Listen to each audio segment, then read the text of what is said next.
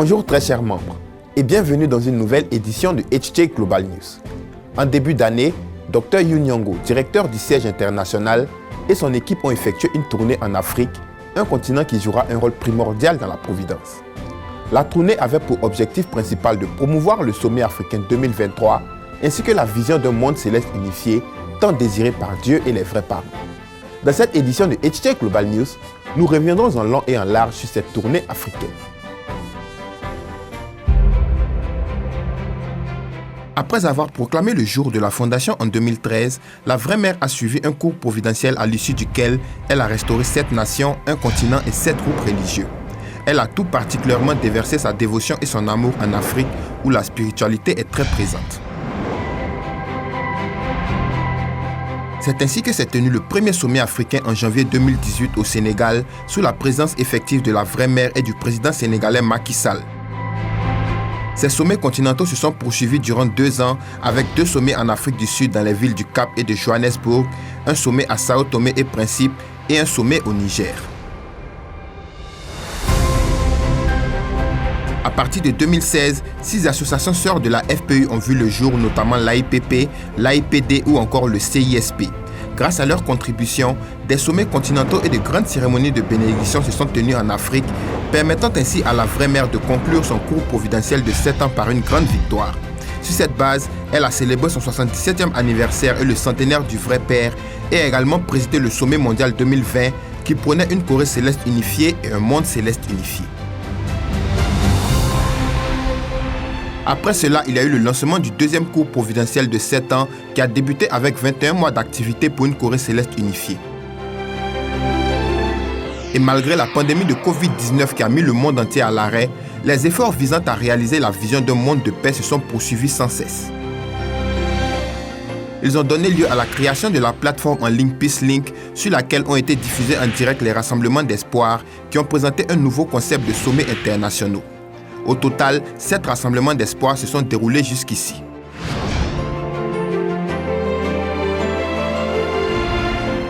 En outre, avec le lancement de Think Tank 2022, un groupe de réflexion constitué de 1011 experts coréens et 1011 experts internationaux, des forums ont été organisés pour proposer des solutions à la réalisation d'une Corée céleste unifiée.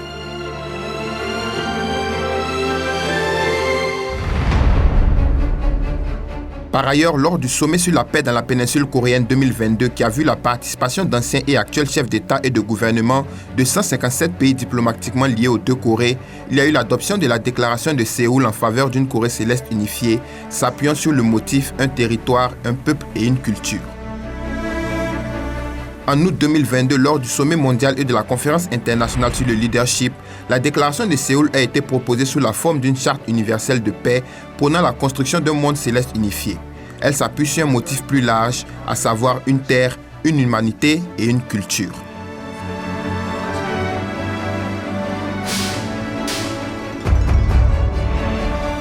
Ainsi, sur la base de cette charte universelle de paix, il s'est tenu 2 conférences de l'espoir qui ont permis de présenter de nouvelles alternatives basées sur les droits humains les plus élémentaires. À ces occasions, plus de 500 anciens et actuels parlementaires du monde entier ont adopté la Déclaration sur la liberté de religion et de pensée fondée sur les droits universels de l'homme. Elle s'appuiera sur la Charte universelle de paix dont l'adoption est en cours d'élaboration.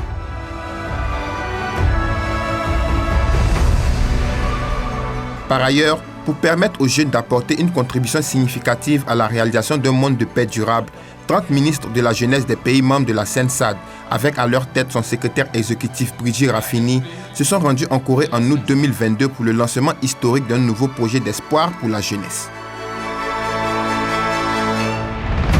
Cet événement historique a été diffusé en direct sur des chaînes de télévision publiques et privées de plus de 100 pays à travers le monde, marquant ainsi une étape importante dans la construction d'un monde de paix. En 2022, Dr Yoon a visité à 4 reprises le continent africain et le Cambodge pour discuter de l'organisation de sommets continentaux et poursuit toujours ses efforts dans ce sens. En novembre 2022, le sommet de l'ASEAN s'est tenu au Cambodge en présence des chefs d'État coréens, américains et japonais. Au cours de ce sommet, des présidents d'Assemblée nationale de la région ont proposé que la Charte universelle de paix soit légiférée dans chaque pays. Comme prévu lors de l'Assemblée générale de 2017, les grandes puissances du monde se disputent récemment le continent africain. Des pays comme les États-Unis, la Chine, le Japon, la Corée ou encore des pays du Moyen-Orient tentent d'étendre leur influence en organisant des sommets en Afrique. Les vrais parents ont déjà vu le potentiel de l'Afrique, un continent qu'ils portent dans leurs prières et pour lequel ils accordent un grand intérêt. Aujourd'hui, le continent africain représente une véritable lueur d'espoir dans ce nouveau cours providentiel de 7 ans pour la réalisation de la Vision 2027, un cours de 60 mois pour l'établissement d'un monde céleste unifié. En janvier, Dr Yoon Nyongo, directeur du siège international, et toute son équipe se sont rendus en Afrique.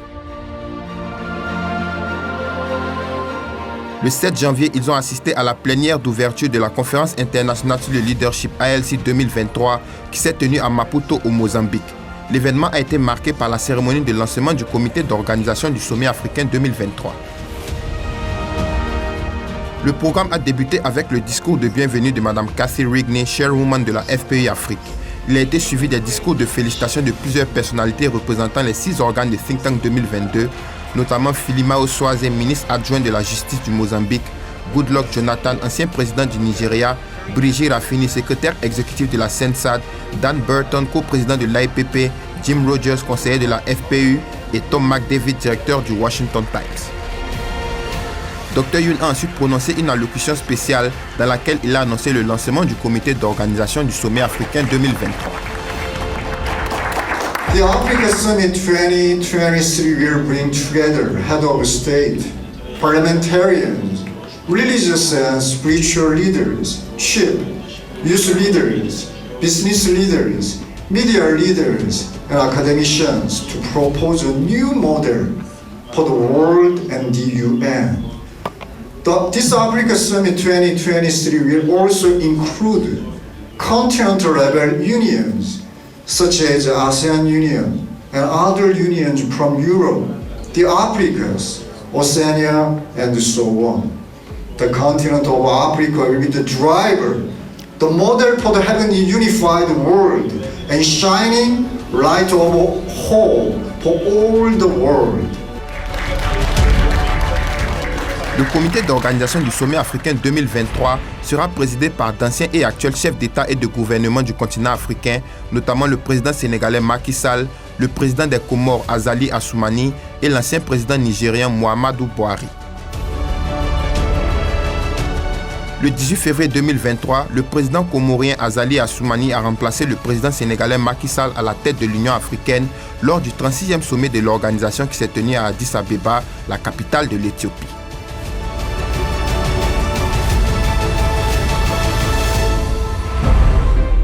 L'honorable Patrick Nathan Ipon, parlementaire nigérien, a lu une lettre du président de la République du Nigeria promettant que son pays est disposé à accueillir le sommet.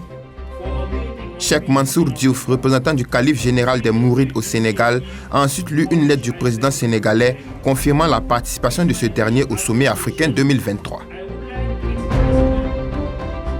Après cela, Luc Adolphe Tiao, ancien premier ministre du Burkina Faso, Maïmouna Yombuno, vice-président de l'Assemblée nationale de la Guinée, Nevers Mumba, ancien vice-président de la Zambie, Imboni Uzileze Radebe, président de l'IPD Afrique, et le père Louison Mbila, aumônier de l'Union africaine, ont tour à tour prononcé des discours. Les dirigeants présents à l'événement ont ensuite signé la résolution confirmant le lancement du comité d'organisation du sommet africain 2023, mettant ainsi un terme à la rencontre.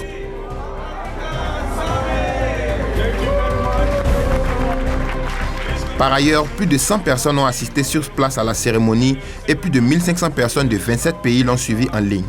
En outre, l'événement a été diffusé en direct par 40 chaînes de télévision de 25 pays d'Afrique, enregistrant près de 70 millions de téléspectateurs.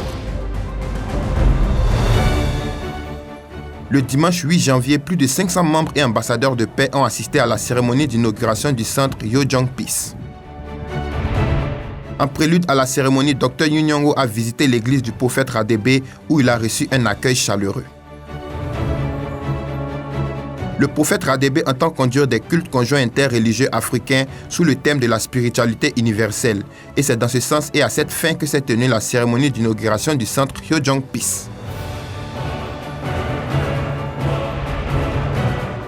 La cérémonie a débuté avec la lecture de la prière de gratitude au ciel de Dr Yoon, puis les principaux leaders se sont joints à lui pour procéder à la coupure du ruban et sanctifier le nouveau centre Hyojong Peace.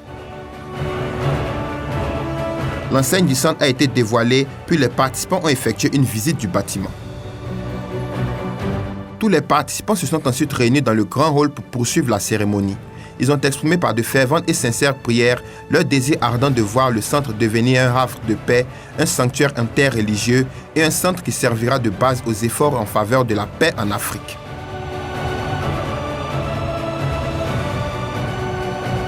Le centre Hyojong Peace sera un temple interreligieux africain qui accueillera les services de diverses confessions religieuses. Les participants ont conclu la cérémonie par les traditionnels cris de Hokmanse, exprimant leur espoir de voir le centre Hyojong Peace jouer un rôle déterminant dans le rayonnement de l'Afrique.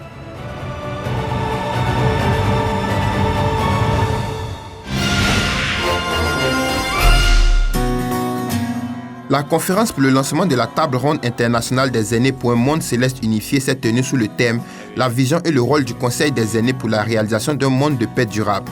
De nombreux dirigeants du monde entier ont assisté à l'événement sur place et en ligne. La conférence a été organisée par Think Tank 2022 et le Conseil international au sommet pour la paix avec le concours du Conseil national des aînés pour une Corée céleste unifiée. Cet événement, dont le but était de rassembler l'expérience et la sagesse des aînés afin de construire un monde de paix où toute l'humanité peut vivre ensemble, a été organisé pour présenter la table ronde des aînés qui devrait officiellement être lancée en mai prochain.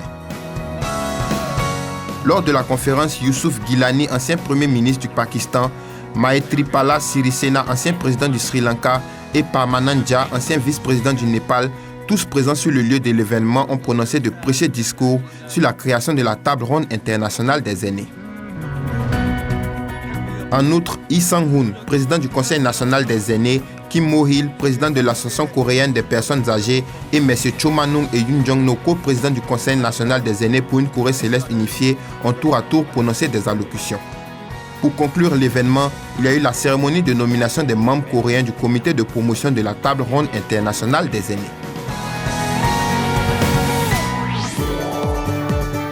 Le 14e service d'adoration Hyojong Nuri des enfants s'est tenu dans le cadre de la célébration de l'anniversaire des vrais parents. En ouverture, Dr Yoon Young-ho a témoigné de la vraie mère qui, plus que quiconque, fait preuve d'une piété filiale et d'une foi absolue envers le parent céleste.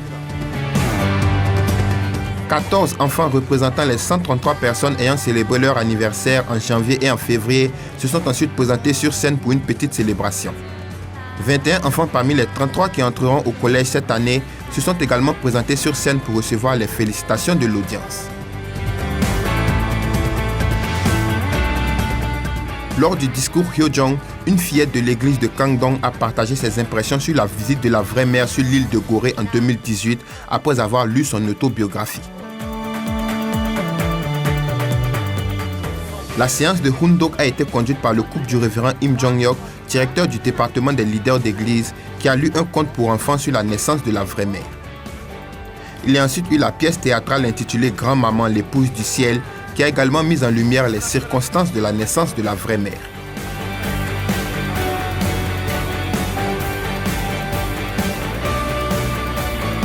Il s'est ensuite déroulé un quiz sur la pièce théâtrale auquel a participé un public très enthousiaste. Après le quiz, les enfants à travers tout le pays ont pris un moment pour exprimer leur gratitude à la vraie mère à travers des lettres et de magnifiques dessins. Le spectacle Hyojong a mis en scène un jeune artiste qui maniait avec beaucoup d'aisance les flammes de feu. Il y a ensuite eu l'événement des cartes postales du cœur, durant lequel 2 familles bénies ont été mises à l'honneur. L'événement s'est conclu dans une atmosphère festive avec les petits enfants criant le slogan de Hyojong Nuri.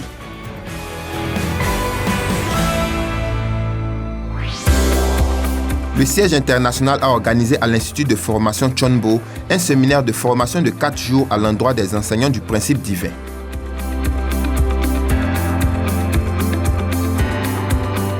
« 23 personnes engagées dans la mission publique dans les 5 sous-régions de la Corée ont participé à ce séminaire, au cours duquel ils ont eu une nouvelle approche du principe divin et effectué des simulations de conférences. Ils ont également suivi une formation spéciale sous l'encadrement du révérend Yi Seung-gil. Avec la tenue de ce séminaire, les attentes sont de plus en plus grandes quant au rôle que joueront ces enseignants dans la conduite d'un véritable éveil dans toute la Corée par l'esprit et la vérité, ainsi que par une large diffusion des enseignements du principe divin.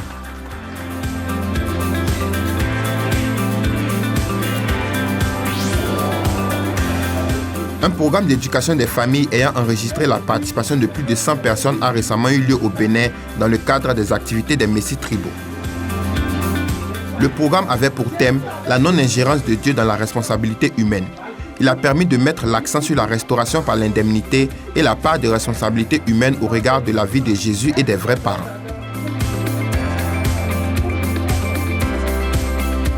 À travers ce programme, les participants ont réalisé qu'ils étaient ceux qui doivent contribuer à la réalisation de la volonté de Dieu et se sont engagés à donner le meilleur pour y arriver. La sous-région 2 de la Corée a tenu au complexe HJ Chonwon son 4e séminaire pour la revitalisation des foyers églises de KCLC. Le président sous-régional révérend Hwang Bo-kook a souligné la nécessité de créer de nombreux foyers églises, puis le vice-président régional révérend Chung Dong-won a effectué une présentation sur Chonwon-gung et le sanctuaire Chonil.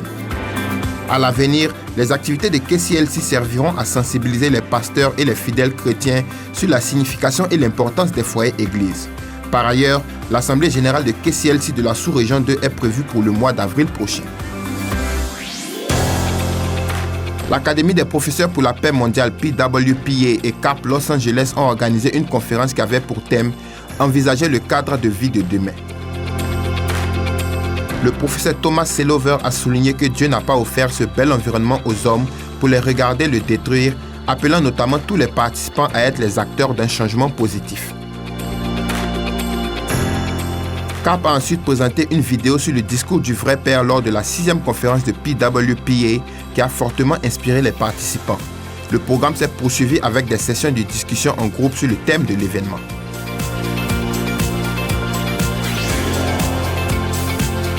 La FPE de Honolulu a organisé un événement pour célébrer la Semaine mondiale de l'harmonie interconfessionnelle. À cette occasion, 35 personnes de 13 confessions religieuses se sont réunies à la Hawaiian Mission Academy, propriété des Adventistes du 7e jour.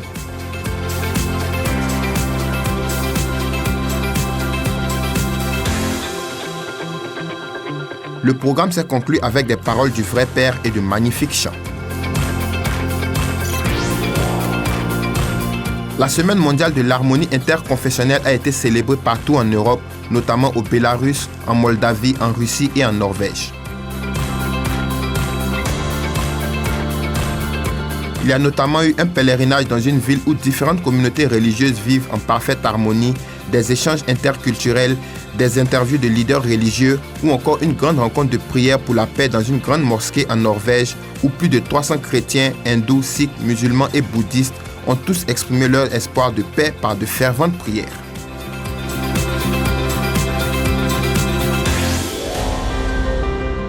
La FPE Mexique, en collaboration avec la mairie de Chignahuapan, a organisé une cérémonie de pré-bénédiction.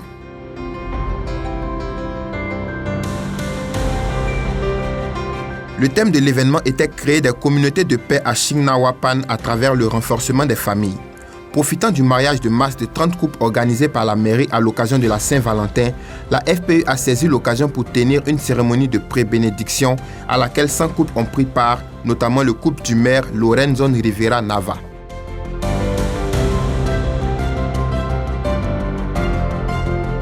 Par ailleurs, le couple du maire ainsi que plusieurs responsables de la mairie ont été distingués ambassadeurs de paix à l'issue de l'événement. La FPE et IMAP Zambie ont organisé un séminaire d'1 jour à l'endroit des professionnels des médias. Le thème de l'événement était le rôle des médias dans l'éducation morale de la nation. Il a réuni plus de 50 professionnels de la presse écrite et de la presse en ligne. Dans leur discours, le secrétaire permanent du ministère de l'Information et des Médias et un ancien ministre de l'Éducation de la Zambie ont condamné les actions qui perturbent la paix et souligné que tous devraient contribuer à construire une société qui recherche les valeurs et la vérité.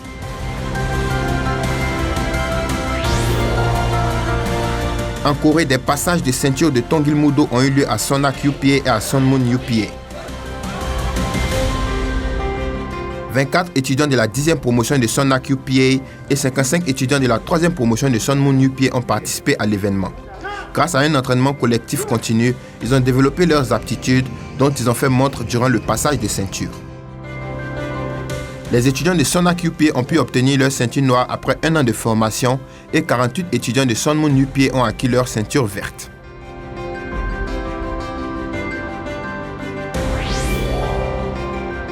En Thaïlande, 20 responsables de Tongil-Mudo se sont réunis à l'Académie Sedo-Won pour un séminaire spécial.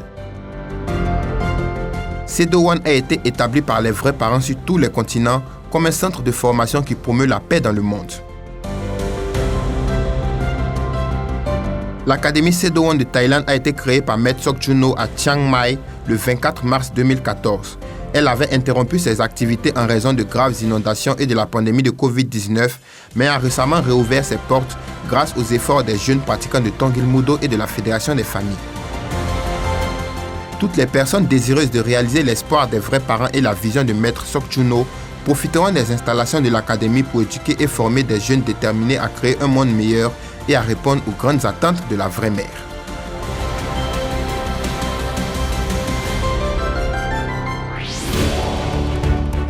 Au Cambodge, la Fédération de Tongil-Mudo et la Fédération des familles ont organisé pendant 4 jours la compétition nationale de Tongil-Mudo 2022.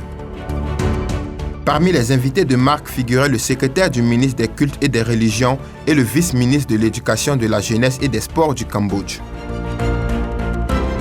170 pratiquants de Tongil-Mudo venus de tout le pays ont participé à ce tournoi au cours duquel ils ont appris des valeurs telles que l'esprit sportif, les bienfaits de l'entraînement physique et mental et le respect des autres. C'était également une occasion de faire montre de leurs excellentes aptitudes en Tongil-Mudo. Au début du mois de février, le programme d'activité missionnaire de GPA et des jeunes missionnaires de Chonilguk s'est déroulé en République dominicaine, au Pérou et au Paraguay.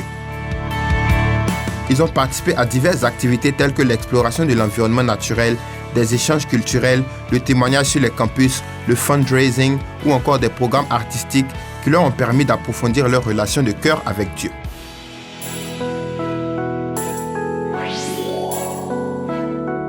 La communauté CAP de Philadelphie a inauguré son nouveau centre. Lors de la cérémonie, une dizaine de membres de CAP, avec à leur tête son président Naokimi Ushiroda, ont sanctifié le nouveau centre et exprimé par de ferventes prières leur désir d'en faire un centre d'espoir. Au Népal, AEYSP et la Fédération des familles ont organisé un séminaire de principes divins de 5 jours à l'endroit des lycéens. Le séminaire avait pour thème le rôle de la jeunesse dans la construction d'une nation de paix. Il a enregistré la participation de 40 personnes. Après avoir écouté attentivement les enseignements du principe divin, les jeunes ont exprimé leur gratitude aux vrais parents et se sont dit prêts à débuter une nouvelle vie. Par ailleurs, AEYSP a désigné ambassadeur de paix le directeur de l'établissement pour sa contribution à l'éducation des jeunes dans la région.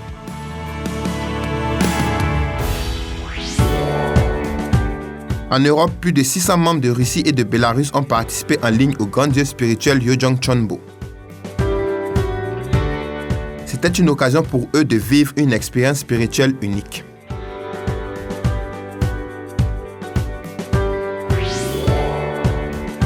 En Afrique, un programme d'éducation pour 3 générations de familles et une séance d'information sur le matching se sont déroulés en ligne. L'objectif du programme était de sensibiliser les membres sur la valeur et l'importance de la bénédiction en mariage et la construction d'une famille de 3 générations servant Dieu et les vrais parents. Les principaux leaders ont mis l'accent sur l'unité avec la vraie mère pour accomplir la volonté de Dieu et ont donné des conférences sur les méthodes d'orientation et d'éducation adéquates pour le succès de la bénédiction en mariage des secondes générations. En Corée, le frère aîné Kim Soo-young, leader d'église, a finalement obtenu sa licence 59 ans après avoir interrompu ses études. Le révérend Kim Soo-young avait interrompu ses études en octobre 1972 pour devenir membre à plein temps de la Fédération des familles. Le 11 juillet 1973, l'université de Busan lui a notifié son expulsion. Il a ensuite consacré plus de 40 ans de sa vie dans le ministère pour Dieu et 10 ans d'activité missionnaire en Afrique pour la volonté du ciel. Malgré son âge avancé, le révérend Kim n'a pas abandonné sa mission pour les études et a reçu l'approbation de l'Université nationale de Busan pour revenir au premier semestre de sa 3e année en 2020, 47 ans après avoir été expulsé. Né en 1945, le révérend Kim est devenu étudiant en histoire en 1964. 59 ans après son entrée à l'université, il a finalement reçu une licence honorable et sa passion et son enthousiasme pour les études doivent être un exemple pour tous. En cette 11e année de Chon Il-guk, nous souhaitons sincèrement que la providence du ciel, dans laquelle le continent africain prend une part active, porte des fruits et que le rêve du parent céleste, à savoir la réalisation substantielle de Chon Il-guk, soit transmis dans le monde entier grâce aux prières et au travail acharné de tous. C'est sur ces mots que se conclut cette édition de HJ Global News. Merci de nous avoir suivis et que Dieu vous bénisse.